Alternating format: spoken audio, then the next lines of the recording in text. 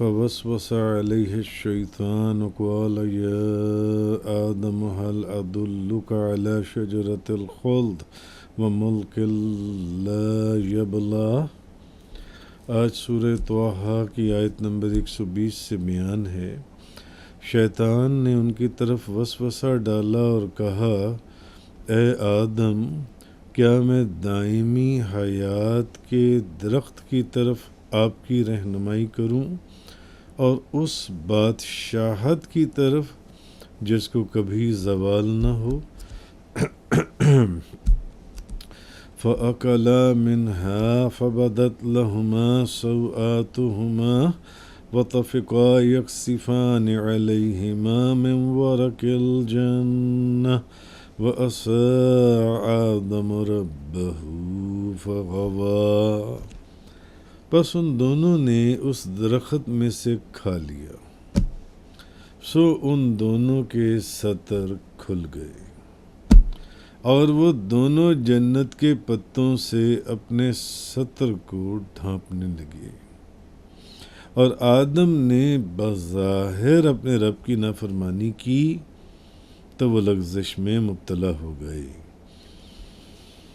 ثم اجتباہ ربہ فتاب علیہ وہدی، پھر ان کے رب نے انہیں برگزیدہ فرمایا اور ان کی توبہ قبول فرمائی اور ان کو بلند درجات کی ہدایت دی۔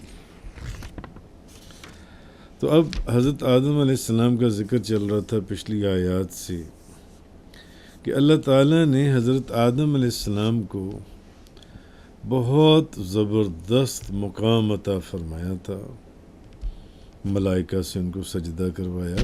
آدم علیہ السلام کو تمام ملائکہ کو حکم ہوا کہ سجدہ کرو، پھر ان کو تمام چیزوں کا علم عطا فرمایا،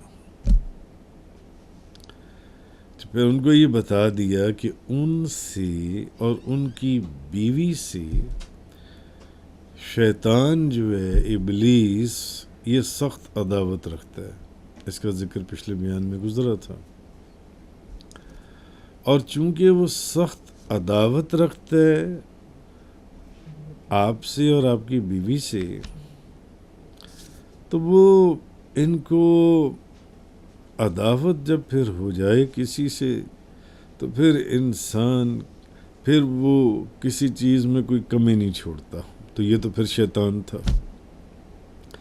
تو وہ یہ ان کو بہکائے گا اور ان سے کوئی نافرمانی، گناہ یا معصیت کا کام ان سے کروا کر ان کو جنت سے نکلوانے کی کوشش کرے گا کہ یہ کسی طرح جنت میں سے نکل جائیں۔ اور ابلیس نے آدم علیہ السلام کو اور ان کی بیوی کو لغزش کے اندر داخل کر دیا، لغزش کے اندر۔ اور یہ عجیب بات ہے کہ حضرت آدم علیہ السلام کا علم بہت کامل تھا، اور حضرت آدم علیہ السلام کی مفسرین نے فرمایا ہے کہ عقل بہت روشن عقل تھی، اور علم کے بادشاہ تھے وہ جن سے آدم علیہ السلام، اور انہیں معلوم بھی تھا کہ ابلیس ان کا دشمن ہے، اور جو دشمن ہوتا ہے اس کی کوشش ہوتی ہے کہ میں اس کو کسی طریقے سے نقصان ضرور پہنچاؤں۔ اور ان کو یہ بھی معلوم تھا کہ اس کو حکم دیا گیا ہے سجدے کا، مگر اس نے مجھے سجدہ بھی نہیں کیا۔ یعنی انہیں معلوم تھا کہ یہ مجھ سے اور میری بیوی سے، وہ تو پہلے پچھلی آیات میں بھی ذکر گزر گیا، عداوت رکھتا ہے، یہ ضرور کوئی ایسا کام کرے گا۔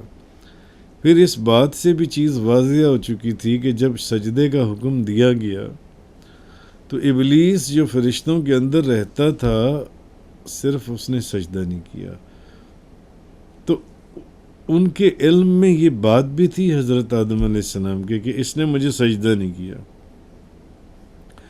اور اسی وجہ سے یہ دائمی لعنت کا مستحق بنا دیا گیا جن سے. مگر اس کے باوجود کہ جن کا علم اتنا کامل اور جن کی عقل اتنی روشن اور جن کے علم کا یہ حال تھا کہ ہر چیز کے نام کا علم اور پھر فرشتوں سے سجدہ اور پھر وہ سب چیزوں کو جانتے تھے، اس کے باوجود وہ اس کے فریب میں آ گئے. ایک نبی، تو پھر ہم کس کھیت کی مولی ہیں؟ یہ تو انسان کے چاروں طرف گھومتا ہے اور وہاں سے دیکھتا ہے جہاں اس کا گمان بھی نہیں ہوتا. آدم علیہ السلام بھی اس کے فریب میں آ گئے اور اس درخت سے کھا لیا.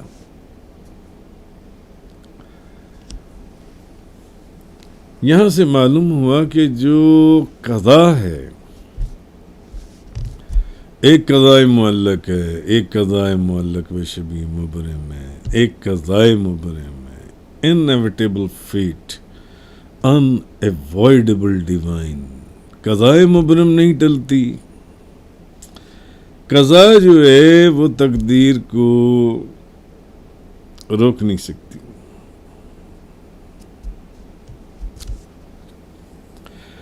کوئی چیز وہ جتنا مرضی علم ہو، جتنا مرضی مرتبہ ہو، جتنا مرضی مقام ہو، وہ اللہ کی جو قضا ہے اور اس کی تقدیر کو روک نہیں سکتی، جو اس کی مشیت اصل لکھی گئی ہے.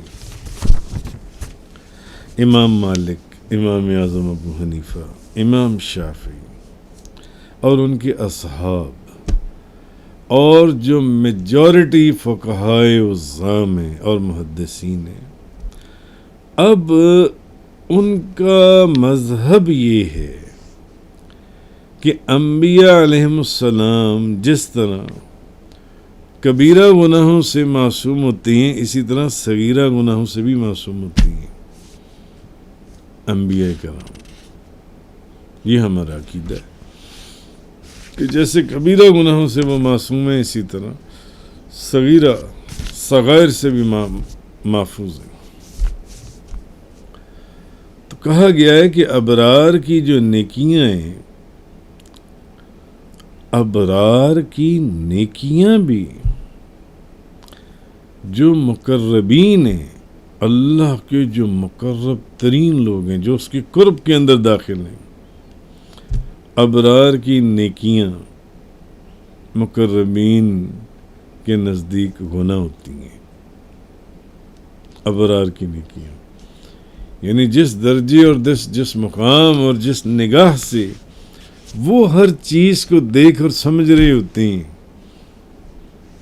عام نیک لوگوں کی بس کی بات نہیں. ان مقربین وہ جس قرب کے جس مقام کے اندر ہوتی ہیں، وہاں ابرار کی نیکیاں جنسی وہ. اسی لیے خواجہ جنید نے کہا کہ ابرار کی نیکیاں بھی مقربین کے نزدیک گناہ ہوتی ہیں.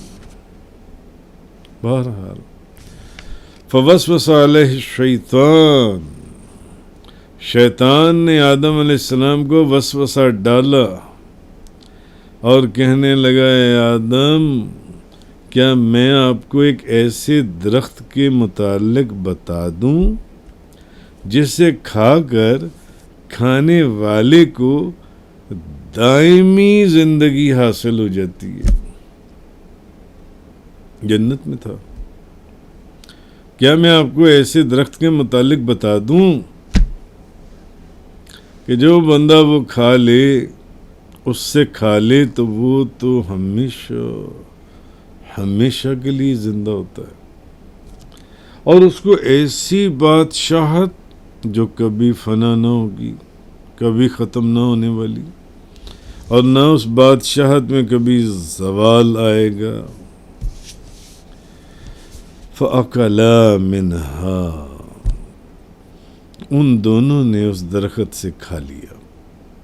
جس چیز سے منع کیا گیا تھا. اب ابلیس کے وسوسہ لانے کے بعد اگر ابلیس کے وسوسے اور فریب کاریاں نبیوں کے اوپر ایسے چل گئیں، ہم کس کھیت کی مولی ہیں، کس کھیت کی ہم مولی ہیں، کہ وہ جس کام کو نیکی کا کام بن کر دکھاتا ہے اصل میں وہ نیکی کا کام ہوتا ہی نہیں ہے.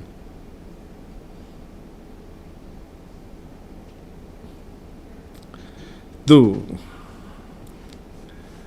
اب ابلیس کے وسوسہ دلانے کے بعد جب اس نے وسوسہ اور اس کی فریب کاری سے آدم علیہ السلام اور حضرت حوا نے اب اس درخت سے کھا لیا.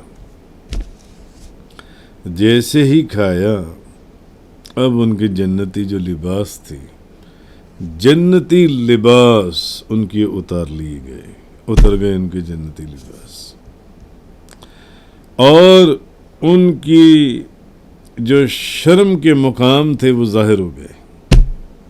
جنتی لباس اتر گئے، منع کیا گیا تھا اس کے پاس نہ جانا.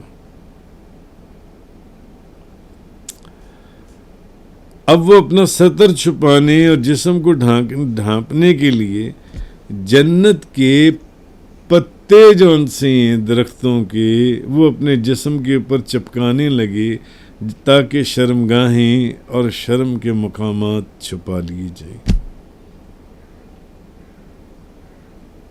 پتوں سے اپنے جسم کو ڈھانپنے لگے جن سے.